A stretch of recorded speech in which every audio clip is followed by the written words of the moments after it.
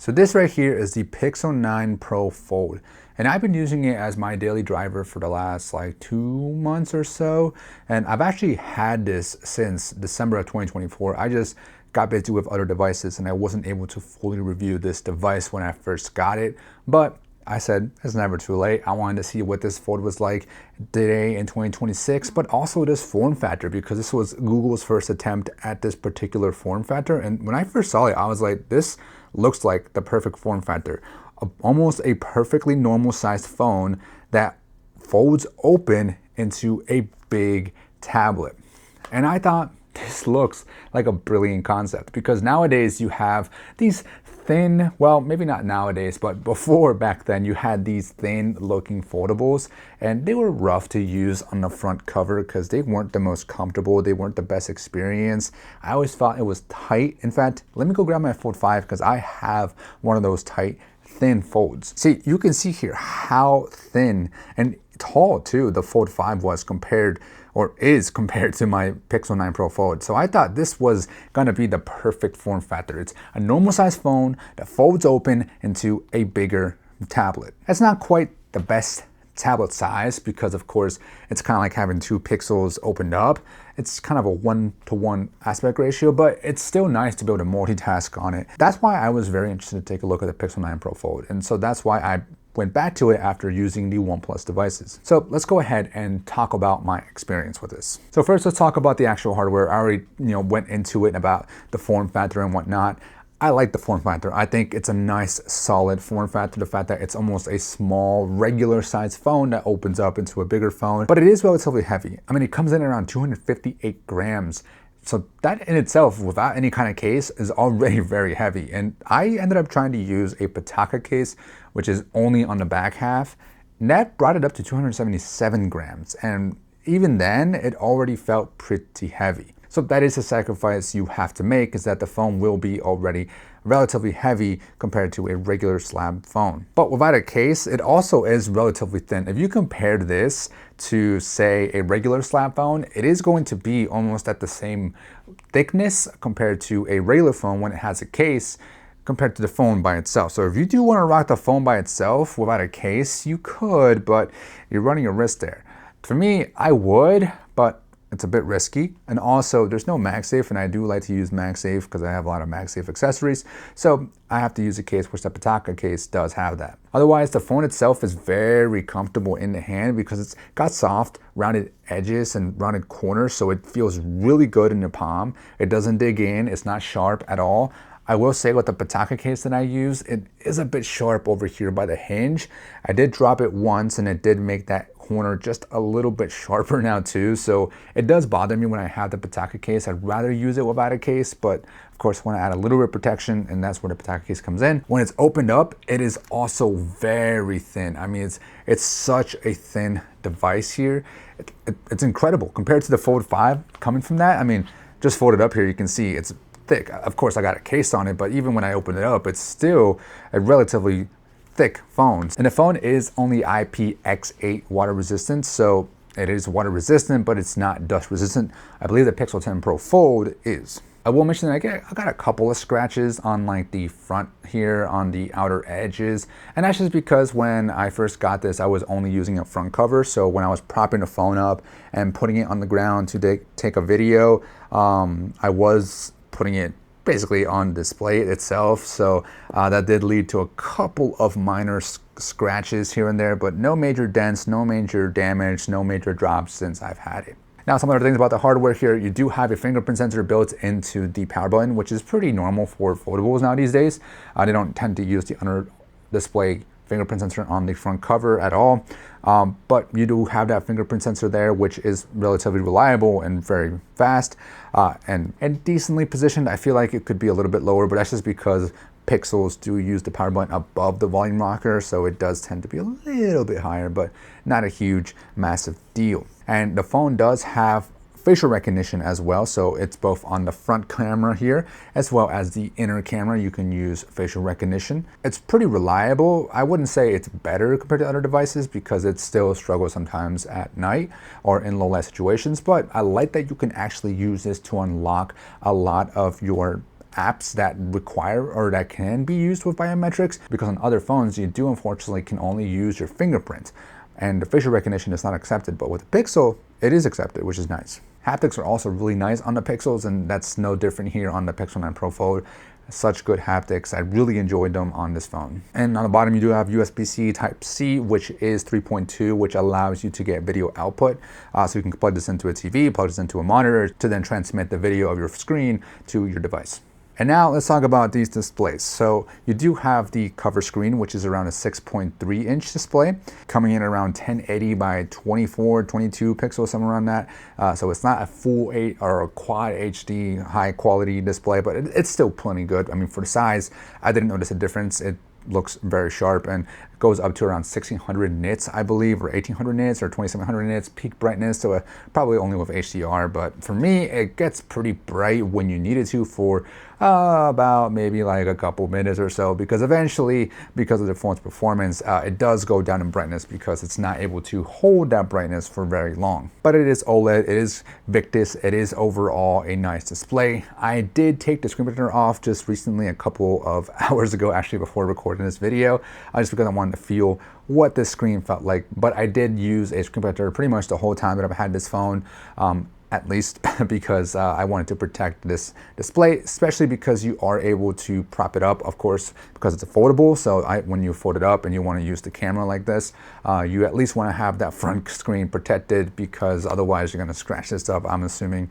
fairly easily, in my opinion. Now, this is where we get into the inner display, and unfortunately, before I even got a chance to fully make this video and take B-roll and all that fun jazz, I did unfortunately, or I should say unfortunately, something happened to my display, which I know, or I've seen, seems to be a very common thing among the community. I don't exactly know what caused this. This literally just happened yesterday. I went to open up my phone.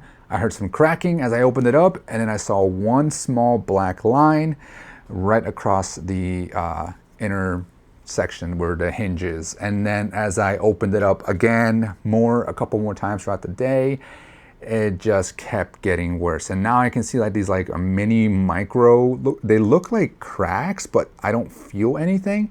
So it looks like it's on the inside of the display. I don't know if you can see here.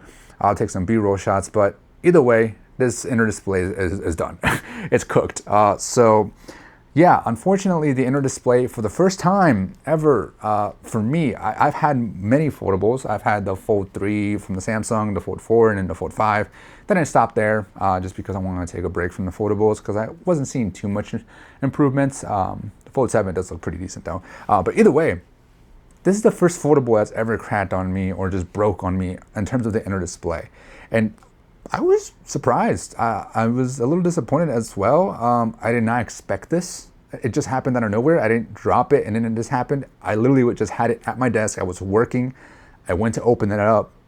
The next thing you know, there's a black bar right across it. So I am going to try and RMA this. Hopefully I can get it swapped out because, I mean, I didn't cause any damage to it. There's no visible physical damage that I did to it. It literally just did it on its own. So I wish I would have caught it on camera earlier, but I don't know what happened. It just decided to just die on me. So now it's just a big old blank black screen down the middle here. But before this went bad, I'll just talk about the display quality that was here available before. And overall, I thought it was pretty good. I thought it got plenty bright. It was very similar to the front, 120 Hertz. It was OLED. It was a flexible display. The hinge, or the crease here, I didn't feel it too much, mainly because I had two apps split here. So that basically meant that I was rarely really sliding my finger across the actual crease there, so I wasn't really feeling it. Of course, it's very noticeable. You can see there in the light. It's pretty noticeable there. I also had a pretty decent PPI. I felt like when I was watching videos, when I was browsing social media, or when I was playing games, it looked pretty sharp. It looked pretty good to me. The only thing that struggled was the performance itself. So that's the next thing I'll talk about here, is the performance of the phone was garbage.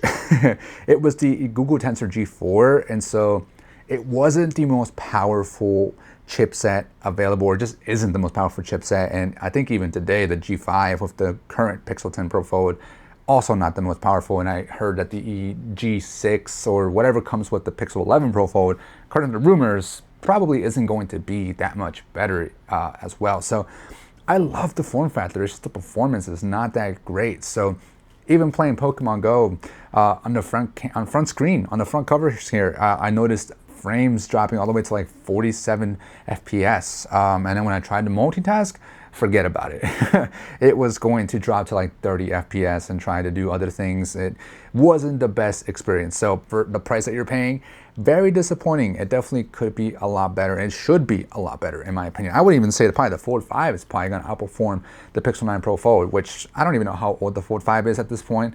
It's 2 generations old, so probably only about a year or two older compared to the Pixel 9 Pro Fold. But either way, performance definitely could be better. It's just, come on now. Now, in terms of the cameras, you do technically have 5 cameras on here. You have your main lenses back here, which is like the ultra wide, the wide, and the telephoto. And then you have your front cover. This also has a camera up there. And then, of course, you have your camera on the inner display as well up here in the top right corner. And I'll be honest, I rarely use the cover camera or the inner camera. The only time I use those is for quick Snapchats or for, of course, the facial recognition. Otherwise, I was always using these main lenses, and that's because the foldable allows you to do that very easily. Because you can open up the fold like this and then use this as your viewfinder, and you can literally just hold this and take videos as you please. You can just record yourself, you can take selfies because you can control the camera here directly. So it's really nice to be able to take this phone out and just use this as your main vlog camera. The quality, it's okay. It's pretty good. It's definitely could be better though for, again, the price that you're paying. I definitely wish that the camera here, the hardware, was at least to the level of the Pro phones. I mean, Pro's in the name, it should at least be as good as those, but unfortunately it's not. The hardware, I think, is where it definitely drops the ball a little bit, with like a 48 megapixel main lens and then a 10 point something telephoto and a 10 point something ultra wide. You are going to notice a good amount of grain and noise in certain photos, specifically when you lower the light. So if you're in a dark environment, you're going to definitely notice a good amount of grain and noise. Additionally, the color does tend to just differentiate and change between the lenses in lower light conditions for some reason. In normal lighting conditions, it looks perfectly fine on all lenses, but except for, again, the grainy and the noise in certain darker areas. Overall though, if you're sticking to the main lens or if you're in really well lit environments, the photo quality is Pixel. It looks good. I think, to me, the downside is just the fact that the hardware, I think, is limiting how good the Pixel quality can be, but overall, Pixel is able to do some good processing in the background, or post-processing, I should say, to make the photos look pretty decent. And I can say the same thing with videos, but it's still fun. It's still a fun phone to objectively or subjectively, whatever, use, because of the fact that you're going to get a very ultra wide shot compared to the cover camera here, because you have to stretch your phone out very far away from you to get everyone in the scene, versus you can just zoom out with the ultra wide on this and you get everyone. But of course, the quality is not going to be the most perfect experience, but it's still fun. I just think that's the biggest thing with the foldable. It's just a fun experience in terms of using the camera on here. In terms of battery life, this does have a 4,650 milliamp hour battery in here, which is relatively normal these days for a foldable. And I would say the experience of battery life was pretty decent. It wasn't amazing, but it also wasn't hot garbage. Average total amount of time I had with this device on a battery charge was around 21 hours. So not a full day exactly, but it was definitely enough to get me through most of my day, and maybe have to plug in every now and then just to make sure I juice it up here and there so that it can last me for the whole day, especially if I had a big travel day. I made sure to bring a power brick with me, or a power bank I should say, so I could top off whenever I could. And the screen on time averaged around 4 hours and 30 minutes. And it doesn't tell you exactly which screen you use, whether that was the inner screen or the outer screen. Of course, if you use the outer screen more, you'll likely get a little bit more power out of it. But I use my inner screen pretty frequently throughout the day, so that probably is something you have to keep in mind in terms of how battery is for me. And I will say on my best day, I think I got around 30 hours of total usage. Of course, I only got like a couple of hours of screen on time. And in like my worst day, I think I got like around 12 hours. So it can be rough depending on what you're doing with it, but as long as you have a battery bank with you, I think you'll be fine. Now, of course, not acceptable because this is a pretty expensive phone, so you would expect it to last a little bit longer, especially with today's market. You know, with a slap phone, you're gonna get at least a day nowadays.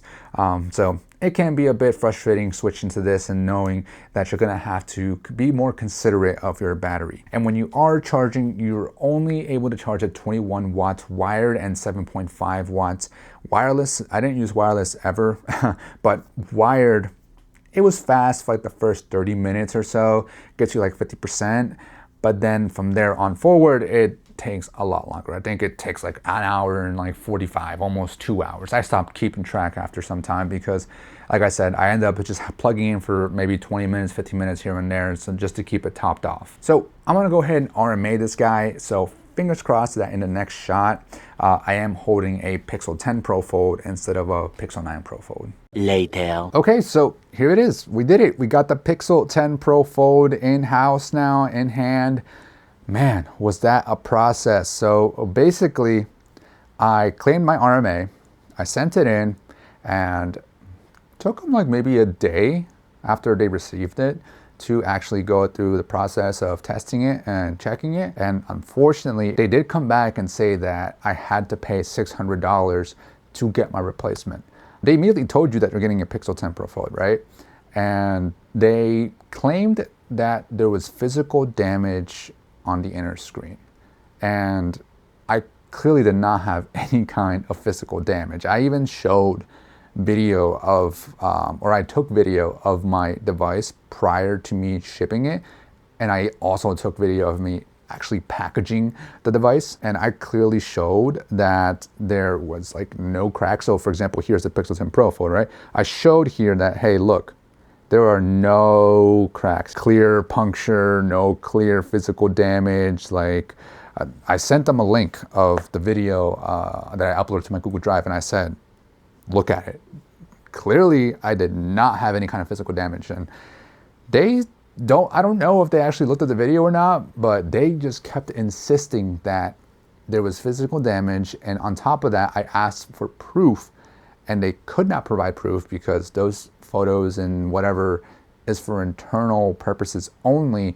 And so the customer service agent or whatever was only allowed to say, this is what I'm being told by the lab. This is what I can do for you. So unfortunately, they had to escalate me to an offline service. So basically they would just take my case and they would just email me once they have an update. After they took me offline, it was like at least an hour-long conversation through the chat. I did use Gemini to help me be a little persistent and a little bit like a Karen, I want to say. It told me not to not take no for an answer. I just kept doubling down and saying, hey, that's why the warranty was extended to cover this particular issue that I'm reporting. It was quite the conversation I had to keep repeating myself. Either way, after some time, like a week or so of initially sending my case offline, they finally came back to me and said that they would just refund me. So what I ended up doing is just paying that $600, and then as soon as I got it delivered, they told me to reach out and let them know, and then they would refund me, which is exactly what happened. So I was able to get this basically for free. That's a win on my book because, again, the reason this warranty was extended was to cover this, right? And so the fact that the Pixel 9 Pro Fold didn't even last a couple months of actual usage because, like I said, it's just been sitting back there. You probably can't see it because it's blurred out, but back there I have a couple phones and the Pixel 9 Pro was just sitting there, and I finally decided to come back to it and check it out. And I had a fun experience. I had a pretty decent experience with it, and unfortunately it just gave up on me. So the Pixel 9 Pro Fold is a bit of a ticking time bomb in my opinion. I feel like all your Pixel 9 Pro Fold users out there, just be careful with it and just be cautious and be mindful that if it does happen, don't give up. Keep pressing them and telling them that, hey, this is why the warranty was extended. And eventually, hopefully, they may just tell you just pay for it and then they'll refund you. Hopefully that's the case. I know maybe they don't want people to take advantage of them and just have I don't know, buy some Pixel 9 Pro Fold off the market and then have it be swapped out for the Pixel 10 Pro Fold. But I feel like for those of us who actually had an issue and, you know, aren't trying to scam anybody, then we deserve to get it replaced. But either way, I now have the Pixel 10 Pro Fold here in my hand, and so far it's been a really fun experience. I think this is going to continue to be my daily driver going forward. I'm not going to go in depth in the Pixel 10 Pro Fold here, but I do want to just quickly touch on the software experience. I think it could be better. The software here, in my opinion, it's just a little bit, I want to say restrictive. It doesn't allow you to do as much as I wish it did, like multitasking. I feel like multitasking could be a lot better, especially when you are in a horizontal mode. It always forces the apps up and down, like top to bottom instead of side to side. And sometimes I just want it to be a little bit shorter, but a little bit thicker when I'm using two apps side to side, because you're forced to use side to side here. And so that's one of the big limitations that I have. And not every single app can go into multi-mode. So for example, my biggest complaint was Pokemon trading card game. Like, what the heck, man? I want to be able to play Pokemon Go and Pokemon trading card game at the exact same time, because I can catch some Pokemon while I'm opening up some packs. Like, let me be one of those guys. But you can see here that it's not the most compatible app here. Of course, it's all up to the developer and not really something that Google is in charge of, but Samsung typically is able to force a lot of apps into their specific aspect ratios for when they want to force multitasking. And unfortunately, some apps don't work. Because look at this. Like, how am I supposed to use that? That's just not fun. By the way, there's a Zubat event going on right now. I didn't know that. Oh, what the hell? I'm missing out. Is what it is. But anyways, yeah, the software experience I think could be a little bit better when it comes to taking advantage of the fact that you have a big screen here. So this goes for the Pixel 9 Pro Fold, for the Pixel 10 Pro Fold, and possibly the 11 Pro Fold. So Google, get your act together. And I also don't like that your home screen customization is dependent on your front screen customization. So whatever you have on these screens here is literally what you're going to get on the inside here. So you can't have different setups. So you can see here that I only have 3 pages. So I'm going to get 3 pages here, which means my last page here is literally just empty, which, I mean, I guess is okay, but I do have to try and come up with a setup that works for both the front screen and the inner screen. So that's one of my other complaints. Otherwise, it is running, well, Pixel 10 Pro Fold is running the latest version of Android, so you get the latest basic quirks of Android. What is it now, 17? I think it's 17 now these days. But the Pixel 9 Pro Fold also had Android 17. There's a couple of things missing, I think, from it, but for the most part, it was an overall similar user experience. Maybe a couple like AI stuff was missing, but otherwise it was about the same. And so Pixel experience is very simple, even when it comes to the foldable experience. I feel like it could definitely be better. Also, another thing that I find really annoying is when you are in, I don't know what you want to call it, tent mode, or just like the mode where you can open this up and have it be its own kickstand. You can see how much space is wasted up top here because of the black bar. I think that's ridiculous. Like, you get such a tiny little screen there to watch your video. You're better off actually watching from here, from the front screen, and using it like this as temp mode. I use this all the time. So this is a much bigger screen to what you get from the inside. Overall, those are my thoughts on the Pixel 9 Pro Fold and the experience that I went through on this device. I unfortunately had to cut it short with that phone. And like I said, I think the Pixel 9 Pro Fold is a ticking time bomb. So we'll see where it goes. We'll see how this one goes. So if you guys actually want to see a review on this guy, let me know, because obviously this is a new device to me. Even though it's a year old, the 11 Pro Fold is coming out. So if this video gets enough traction, then maybe I'll buy the 11 Pro Fold and compare them. But rumors has it that the 11 Pro Fold is actually not going to be like anything better than the 10 Pro Fold. The only thing better, I think, is Pixel Glow and a little bit thinner, and I think that's about it. But we'll see. So hopefully this video was helpful. Hopefully you guys enjoyed, and peace.